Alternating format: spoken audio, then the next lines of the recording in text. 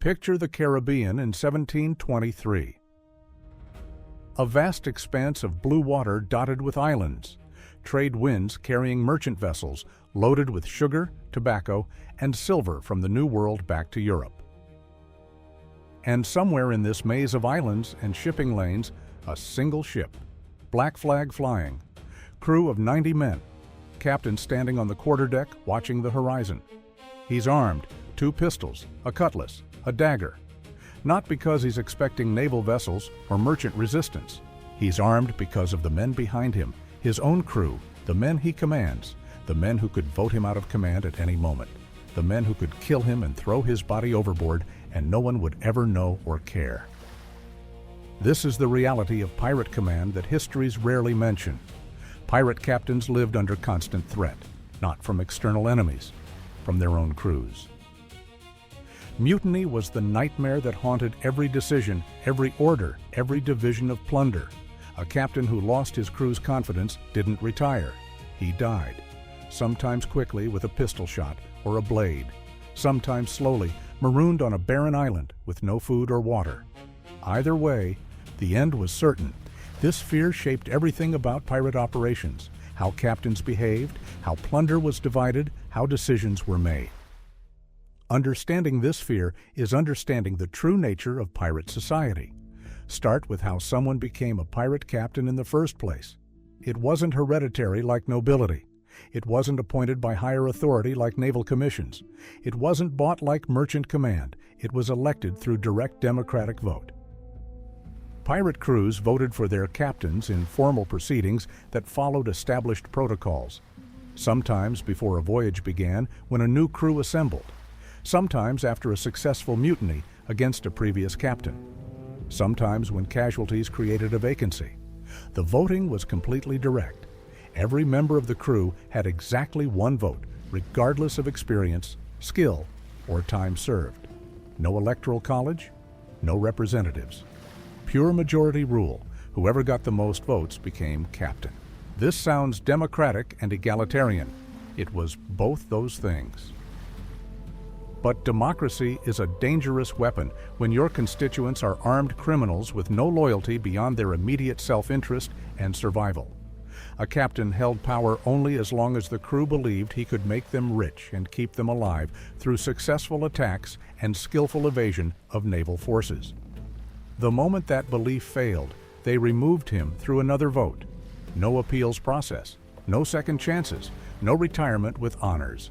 Just immediate removal from command, and often from life itself.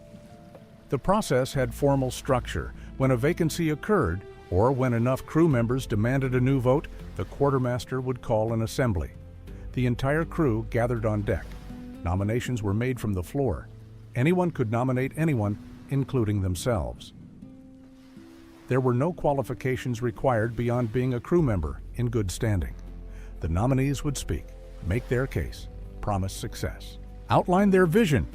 Then the voting happened, usually by show of hands, though some ships used other methods like dropping marked tokens into a box.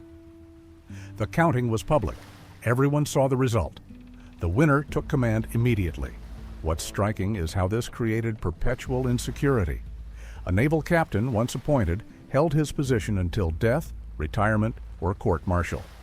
Could make unpopular decisions knowing his authority came from the admiralty, not crew approval. A merchant captain owned his ship or was appointed by owners, had legal backing, contractual authority. Could discipline crews and make hard choices. A pirate captain had none of these protections. His authority rested entirely on continued crew satisfaction. This made strategic planning nearly impossible. How do you make long-term decisions when your position might end tomorrow? The pirate articles, the written codes that governed pirate ships and defined their internal law, made this vulnerability explicit and systematic. Most pirate articles included detailed provisions for removing a captain through democratic process. The crew could call a vote of no confidence at any time. No specific cause was required beyond general dissatisfaction. If the majority wanted a new captain, they got one immediately. The deposed captain became an ordinary crew member with no special privileges. if he was lucky and the crew bore no particular ill will. If the crew blamed him for failures or suspected him of cheating them on plunder division, if they believed he'd taken unnecessary risks or made decisions that got crew members killed, he faced trial under the same articles he'd enforced as captain. The punishments available under pirate articles ranged from reduced shares of plunder to flogging, to marooning on deserted islands, to immediate execution by hanging or shooting.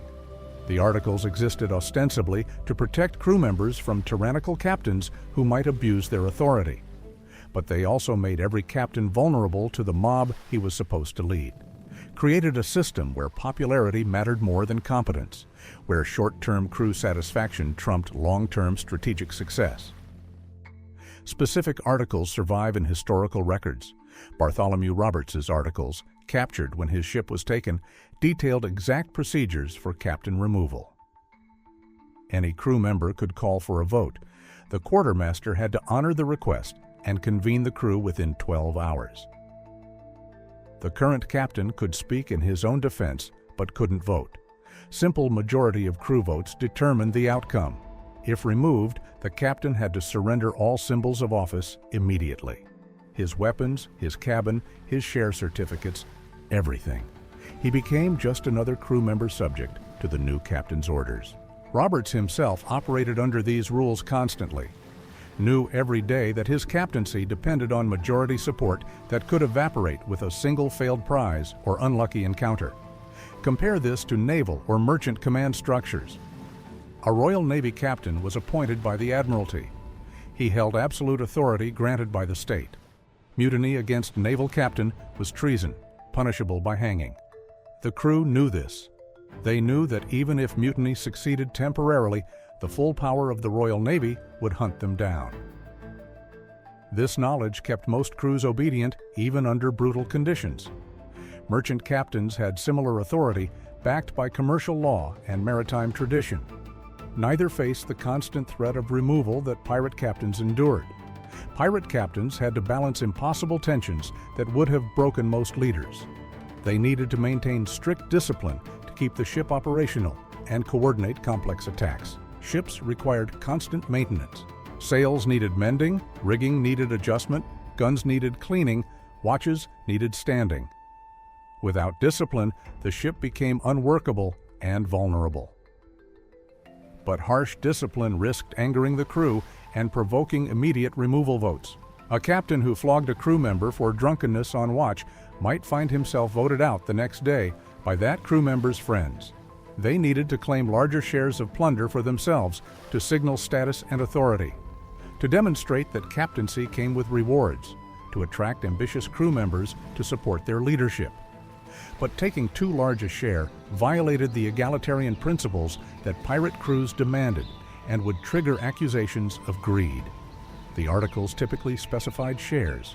Captain got 2, quartermaster got 1.5, regular crew got 1 each. But interpreting these shares during actual plunder division created endless conflict. What counted as plunder? Did the captain's share come before or after ship expenses? Could the captain claim first choice of captured weapons or goods? Every decision about division was political calculation. They needed to make strategic decisions about which ships to attack and which to avoid, about which waters to sail and which to abandon, about when to careen the ship for maintenance and when to keep hunting. These decisions required experience and judgment. But if those decisions led to poor captures or dangerous encounters with naval vessels, the crew blamed the captain personally and considered replacement. A captain who avoided a fight because he judged the risk too high looked cowardly to crews that wanted action. A captain who took a fight and lost men looked reckless. There was no safe choice. Every decision had critics. The mathematics of this situation were brutal. A naval captain commanded through institutional authority. A pirate captain commanded through results. Every voyage that didn't produce significant plunder weakened his position. Every decision that endangered the crew without corresponding reward damaged his credibility. Every conflict with powerful crew members created factions that could vote him out. The job had no security, no guarantee of tomorrow. just constant pressure to produce results while keeping 90 armed criminals satisfied with your leadership. Historical records document the turnover. Bartholomew Roberts served under 3 different captains before being elected captain himself. Each of his predecessors was removed by the crew. One was killed in battle, and the crew immediately voted for his replacement. Another was voted out after a series of unsuccessful cruises. The third was marooned after being accused of keeping extra plunder for himself. Roberts succeeded because he was competent and lucky, but he knew what awaited him if either quality failed. His own crew would remove him the same way they'd removed his predecessors. The fear manifested in specific behaviors. Pirate captains were notoriously generous with plunder distribution. They took larger shares than ordinary crew members, but not dramatically larger. Typical pirate articles gave the captain 2 shares, the quartermaster 1.5 shares, and regular crew 1 share each. Compare this to merchant vessels where captains might earn 10 or 20 times what common sailors earned. Pirate captains accepted smaller differentials because demanding more risked accusations of greed and triggered removal votes. Captains also consulted crews on major decisions. Before attacking a well-defended prize, before changing cruising grounds, before making port, captains called councils. The crew voted on the course of action. This wasn't altruism, it was survival strategy. If a risky attack failed, the captain could point to the vote and say the crew had approved the decision. If he'd ordered the attack unilaterally and it failed, the crew blamed him alone. Shared decision-making distributed blame and reduced the chance of mutiny. The quartermaster position existed specifically to check captain's power. The quartermaster was elected separately from the captain. He controlled the division of plunder. He adjudicated disputes between crew members. He could call votes to remove the captain. Essentially, the quartermaster represented the crew's interests against potential captain overreach. This created a balance of power, but it also meant captains constantly navigated between their own authority and the quartermaster's oversight. The wrong conflict with the quartermaster could turn the entire crew against a captain. Edward Lowe, one of the most violent and psychologically unstable pirates of the Golden Age, was eventually overthrown by his own crew in 1724.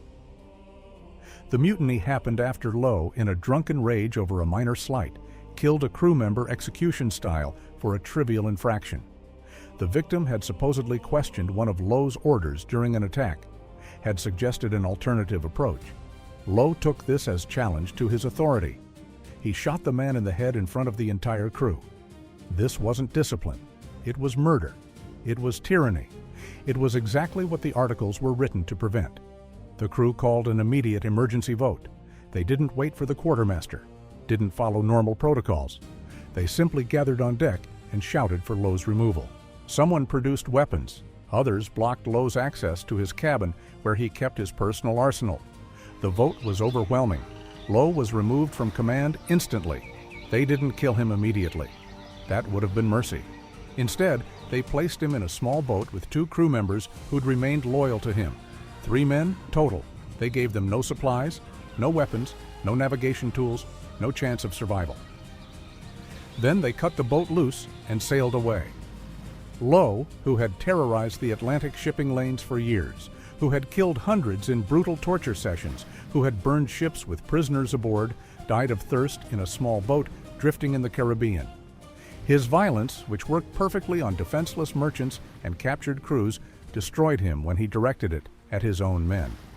The crew's message was clear.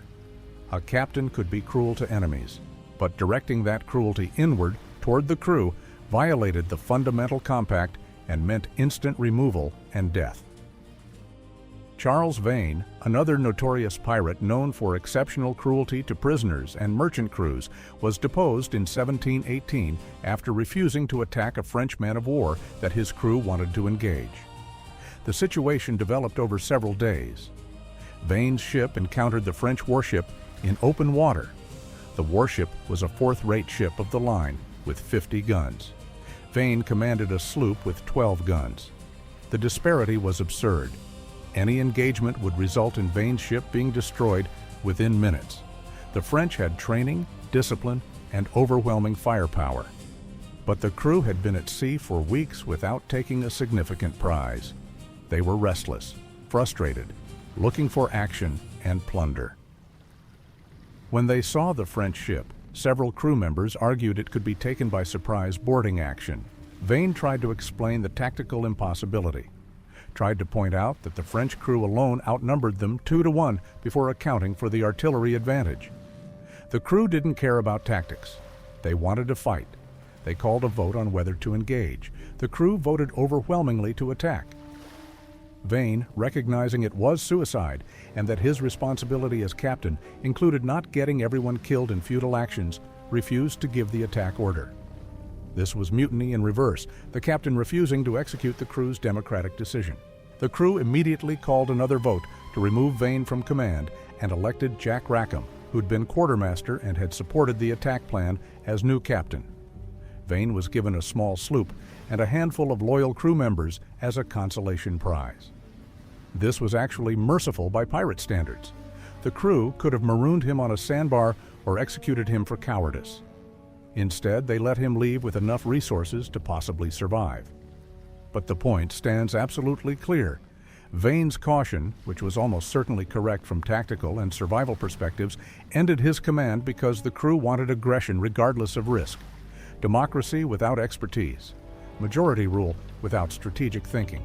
The crew's will superseded the captain's judgment, even when that judgment might have saved their lives. The marooning punishment deserves special detailed attention because it haunted the nightmares of every pirate captain.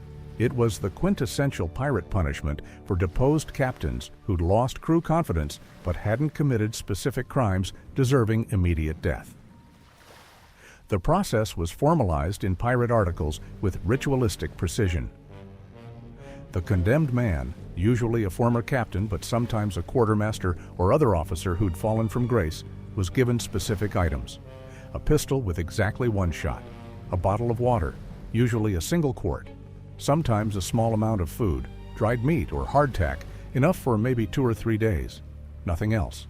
No tools, no extra ammunition, no shelter materials. He was rowed to a barren island or sandbar. The crew selected locations carefully, small enough that no ships would stop there, remote enough that passing vessels wouldn't see signals, barren enough that no food or fresh water existed. The condemned man was put ashore. The boat returned to the ship. The ship sailed away. The marooned man watched the sails disappear over the horizon, knowing he'd never see another human being. The pistol shot was the only mercy in this sentence. When the water ran out after 2 or 3 days under Caribbean sun, when thirst became unbearable, when the realization set in that rescue was impossible, the condemned could choose a quick death over the slow agony of dying from dehydration. This punishment haunted captains in ways that hanging or shooting didn't. It appeared in pirate articles as an explicit option for dealing with failed leadership. Crews discussed it openly, debated which islands or sandbars would make suitable marooning sites. The threat of marooning hung over every captain who disappointed his crew, who made bad decisions, who showed weakness.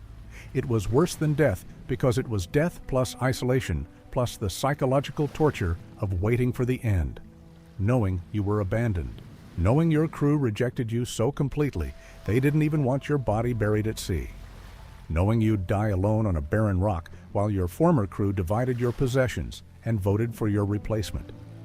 The psychology of this fear-shaped command style. Successful pirate captains cultivated specific personas. They were bold to the point of recklessness in combat, showing the crew they wouldn't avoid risks. They were generous with plunder, demonstrating they weren't greedy. They were cruel to enemies, but relatively lenient with crew members, showing strength without turning it inward. They consulted crews and respected votes, showing deference to democratic principles. This combination of traits wasn't natural leadership. It was calculated performance designed to prevent mutiny. Blackbeard exemplified this calculated performance approach to maintaining command. His terrifying appearance wasn't natural or accidental. It was carefully constructed theater designed for specific purposes. The smoking fuses in his beard, lit before battle, to create a demonic appearance. The multiple weapons, 6 pistols, and several knives displayed prominently on his person. The wild reputation cultivated through stories he encouraged about his supernatural origins and immunity to normal weapons. All of this served dual purposes. It intimidated enemies into surrendering without fight. But more importantly, it impressed his crew. His crew saw the fear he inspired in merchants and naval opponents, saw how often ships surrendered at first sight of his flag because his reputation preceded him. This made their work easier and safer. Fewer battles meant fewer casualties. More surrenders meant more plunder with less risk. When he blockaded Charleston in 1718 and took prominent hostages, including members of the Colonial Council, his crew saw boldness and daring. When he shared plunder generously, giving crew members first pick of personal items from prizes and taking only his allotted 2 shares, they saw fairness. When he consulted them on major decisions about which waters to sail and which prizes to pursue, they saw respect for their input and adherence to democratic principles. This performance kept him in command longer than most pirate captains of his era. But even Blackbeard eventually faced serious crew tensions that threatened his position. His final months show signs of crew restlessness. Some historians argue his fatal final encounter with Royal Navy forces, led by Lieutenant Robert Maynard, happened partly because his crew was becoming restive after a period without major prizes, and he desperately needed a dramatic success to maintain their confidence and prevent a removal vote. He attacked Maynard's ships despite signs they were naval vessels rather than merchants, needed the victory to shore up his position, died fighting partly because the alternative was losing command to his own crew. The ultimate irony is that the very democracy that theoretically protected crews from tyranny made captains paranoid and defensive. A naval captain could be harsh because his authority was backed by law and force. A pirate captain had to constantly manage his image and relationships, had to deliver results, had to avoid mistakes, had to sense when crew sentiment was turning against him and take action before a vote could be called. This constant political maneuvering was exhausting. Many captains probably died from stress and lack of sleep as much as from violence or disease. Economic incentives made mutiny attractive. If a crew believed their captain was incompetent or unlucky, replacing him might improve their fortunes. If they believed he was taking excessive plunder, removing him meant larger shares for everyone else. If they wanted to change strategy, attacking different targets or sailing to different waters, a new captain aligned with their preferences could be elected. Mutiny wasn't just about anger or revenge, it was rational economic behavior. Crews acted in their collective self-interest. Captains who didn't serve that interest were removed. Information asymmetry created additional paranoia. Captains never knew for certain what crew members were saying in private. Couldn't know if factions were forming. Couldn't know if the quartermaster was turning against them. Had to read crew sentiment from indirect signals. A lack of enthusiasm during an attack. Grumbling about plunder division. Groups gathering and dispersing when the captain approached. These signs might mean nothing, or they might mean a vote was being planned. Captains had to constantly assess and reassess their security. Some captains used informants, loyal crew members who'd report on conversations and sentiment. But this was dangerous. If discovered, it enraged the crew and guaranteed removal. The captain had to trust that his informants wouldn't betray him or use their position to manipulate him. Trust was scarce commodity on pirate ships. Everyone had betrayed someone to become a pirate. No one assumed loyalty from anyone else. The captain lived in a web of suspicion where any alliance could dissolve instantly. Violence was always an option. A captain facing imminent removal could try to kill the opposition leaders before they could call a vote. This occasionally worked.